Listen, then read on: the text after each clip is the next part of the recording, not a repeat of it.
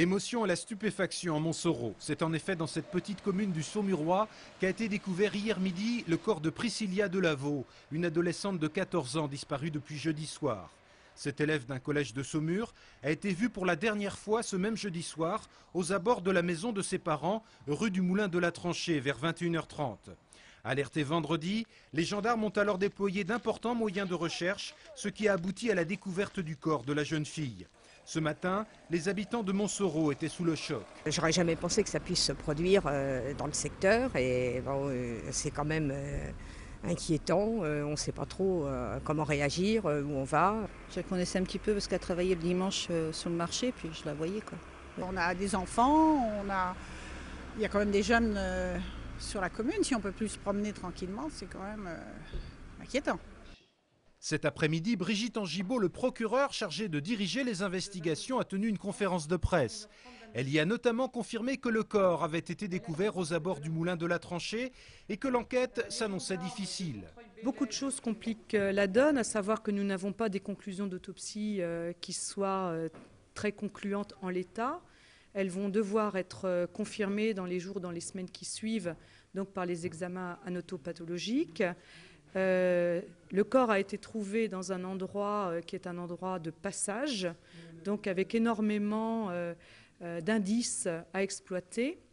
Et il y a beaucoup d'auditions à réaliser sans qu'en l'état, aucune piste véritable ne puisse être privilégiée.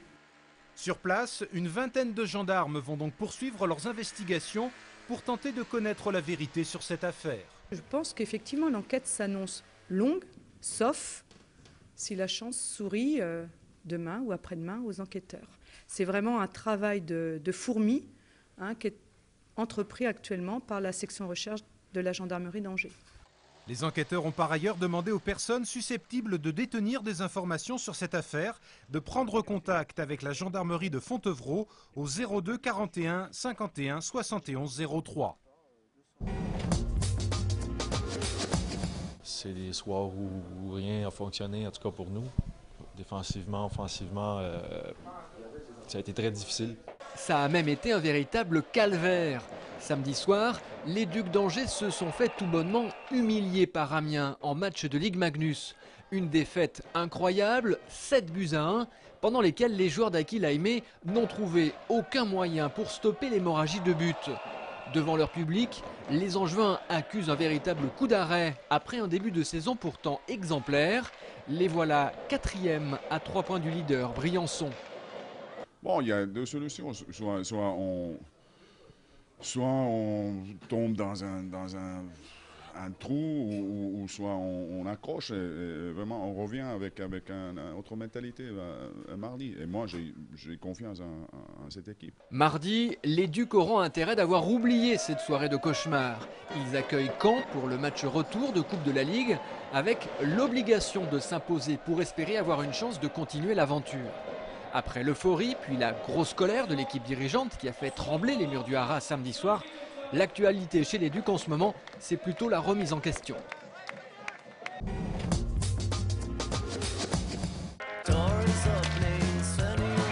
Du hockey toujours, mais sur roller cette fois. Et bonne nouvelle, l'équipe angevine a remporté ses 3 matchs de demi-finale de la Coupe des Confédérations européennes. Les Hawks ont gagné leur place pour la finale en Italie, mais le statut de semi-professionnel des joueurs leur permettra-t-il de s'y rendre?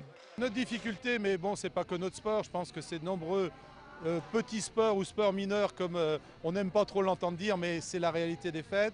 On a un fonctionnement, nous, de semi-professionnel, puisqu'on a des déplacements, ne serait-ce qu'en France, on va depuis Nice vers le sud jusqu'à la frontière belge au niveau des Ardennes vers le nord, Anglette vers le bas, donc on a des coûts onéreux de car, les mêmes que les professionnels, mais malheureusement nos financements ne sont pas du tout les mêmes, hélas pour nous. C'est la première fois qu'Angers accueillait ce genre de manifestation dans le domaine du roller inline. Dans le public, une inconditionnelle venue d'Allemagne pour soutenir son fils qui joue dans l'équipe d'Assenheim. J'aime beaucoup le sport et oui, mon fils il joue avec l'équipe allemande, il est gardien de but et oui, j'adore de voir les équipes et mon fils. La finale de Coupe d'Europe de roller inline hockey se jouera fin novembre en Italie.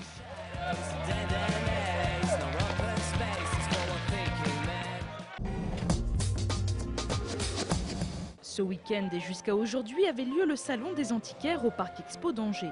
L'occasion de découvrir de beaux objets, mais aussi d'observer le travail des restaurateurs. Philippe Garnier est doreur depuis presque 30 ans. Son métier requiert des connaissances d'une autre époque. Les premières dorures, ce sont des plaques d'or qui étaient utilisées par les Égyptiens. Ensuite, les techniques ont permis d'obtenir des feuilles de plus en plus fines. Donc les techniques de pose ont évolué dans la mesure où on a pu obtenir des feuilles extrêmement fines. Et en France, l'essor de la dorure, c'était surtout sous Louis XIV à Versailles, où les objets en or massif coûtaient extrêmement cher. Et on a voulu imiter tout simplement des objets en or massif en les recouvrant d'une feuille d'or. On travaille, nous, avec des techniques qui ont les plus récentes qui ont 2 siècles et les plus anciennes qui ont entre 4 et 5 siècles. Donc en fait, notre travail va plus pour retrouver les anciennes techniques que pour en inventer de nouvelles. Dans la mesure où on restaure un patrimoine, il faut qu'on le restaure selon les techniques anciennes. Au carrefour de l'artisanat et de l'histoire, le travail de doreur est pour Philippe une vraie passion. Ça nous permet de rentrer dans l'histoire, ça nous permet de rencontrer des gens sympathiques. Donc en fait, on vit dans un milieu qui remonte au XVIIe, au XVIIIe siècle. Donc en fait, c'est toujours, on se promène dans l'histoire.